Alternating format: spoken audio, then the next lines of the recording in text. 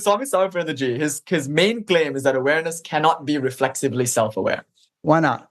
That's a good question. And it has to do with the philosophical principle of non-self-reflexivity. It's like a doorknob cannot turn itself. Or for instance, the eyeballs. The eyeball can look at everything in the room, including like a reflection of themselves, but they cannot literally see themselves. The eyeballs can't ogle themselves. It's impossible for the eyeball to be self-reflexively aware. I have to have the mind, and the mind is then aware of the eyeballs. So the eyeballs are an other to the mind, and awareness is something other than the mind. So I, as awareness, am aware of the mind as an object, and I as a mind, am aware of the eyeballs as an object, and I, as the eyeballs, am aware of the room as an object. So, and a subject can never be an object to itself.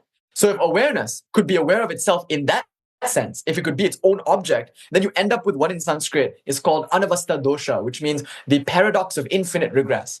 If there is a subject for this subject, there can potentially be a subject for that subject, and a subject for that subject, and a subject for that subject, and then you wouldn't have an ultimate subject. And if there's no ultimate subject, no objective experience is possible.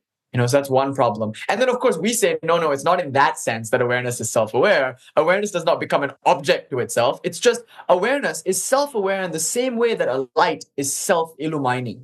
The light shines, it reveals all the objects in the room, but in so doing, it also self-illumines. It's radiant, and you become aware of the light. Similarly, awareness objectifies everything, but it itself, in so doing, is self-aware. So we have these kind of very nuanced discussions between Sat Prakasha and Vimarsha. But I think the main difference is this: in agency. In Advaita Vedanta, Brahman is nishkriya and nishkama. It has no desire.